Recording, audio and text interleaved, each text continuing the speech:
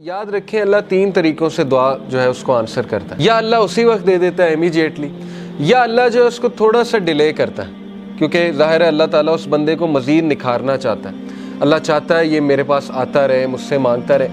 یا اللہ اس کو اس کا رد بدل ایسا دے دیتا ہے کہ اس کو سکون آ جاتا ہے. اللہ تعالیٰ سے جب مانگنا ہے تو تگڑا بن کے مانگنا ہے، اتنا توکل، اتنا بلیف ہونا چاہیے.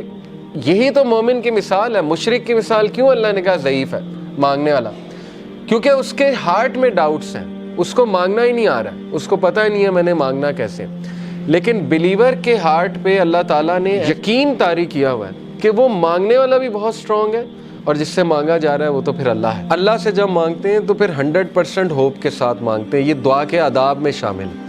اللہ کے نبی صلی اللہ علیہ وسلم نے فرمایا تمہاری دعا تب تک قبول ہوتی رہے گی جب تک تم یقین سے مانگو گے. جیسے اس میں تھوڑا سا ڈاؤٹ آ گیا، جیسے اس میں یہ بات آ گئی کہ پتہ نہیں اللہ کرے گا نہیں کرے گا، تو وہ دعا پھر فالٹی دعا ہے، اس میں پھر کمی ہے. اس دعا میں اس میں پھر بہت زیادہ یقین آنے کی ضرورت ہے. تو اس لیے ان چیزوں پہ ورک کرنا چاہیے. دیکھیں ویلیو ایڈڈ چیزیں یہی ہے کہ اپنا یقین بڑھاؤ، اپنا توکل بڑھاؤ. یہ ہمارے کلچر میں ایک بات بڑی ہے نا کہ واسطہ دیتے ہیں، وہ کسی ولی کا واسطہ دیتے ہیں. اللہ کو نمبر 1 اپنے نیک اعمال کا واسطہ دے سکتے ہیں. جیسے وہ واقعہ ہے کہ 3 لوگ غار میں تھے، پتھر سامنے آ گیا، سٹک ہو گئے، نکلنے کا چانس ہی کوئی نہیں. اللہ نے پتھر ہٹا دیا. ایک نے کہا اللہ میرے ماں باپ سو گئے تھے، میں دودھ کا گلاس لے کے کھڑا رہا تجھے راضی کرنے کے لیے کہ اٹھیں گے تو میں پلا دوں گا، تو میں ساری رات کھڑا رہا، اگر تجھے یہ عمل پسند آیا تو اس کو پیچھے ہٹا دے. اللہ نے پیچھے ہٹا دیا تھوڑا سا. دوسرے نے کہا اللہ مجھے دعوت گناہ، میں گناہ کرنا چاہتا تھا، لیکن اس عورت نے جب میں انٹر ہونے لگا تو اس نے کہا اتق اللہ، اللہ سے ڈر جا، تو اس نے کہا میں ڈر گیا اللہ. اب اللہ کو یہ عمل کتنا پسند آیا. حالانکہ کوئی کہہ سکتا ہے کہ یار وہ تو پہلے سے گناہ کرتا آ رہا ہے، یہ کیا بڑی بات ہے، پیچھے ہٹ گیا. نہیں، اللہ کو یہی تو پسند آیا ہے کہ وہ میرے ڈر سے پیچھے ہٹ گیا. تو اللہ از آل اپریشیٹو، اللہ اپریشیٹ کرتا ہے. اللہ نے پتھر ہٹا دیا.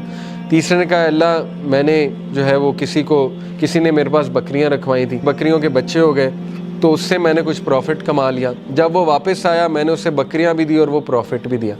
یعنی اس لیول کی آنیسٹی. تو اللہ اگر تجھے یہ پسند آیا ہے، تیرے لیے کیا تھا اور تجھے راضی کرنے کے لیے، تو پتھر مکمل ہٹ گیا. تو یہاں سے ثابت ہوتا ہے کہ اپنا وہ عمل آپ نوٹ کریں جو آپ نے خالص اللہ کے لیے کیا ہے. اچھا ہے کہ آپ نا ہر عمل پیور اللہ کی رضا کے لیے کیا کریں، کیونکہ مصیبتوں میں وہ چیز کام آئے گی.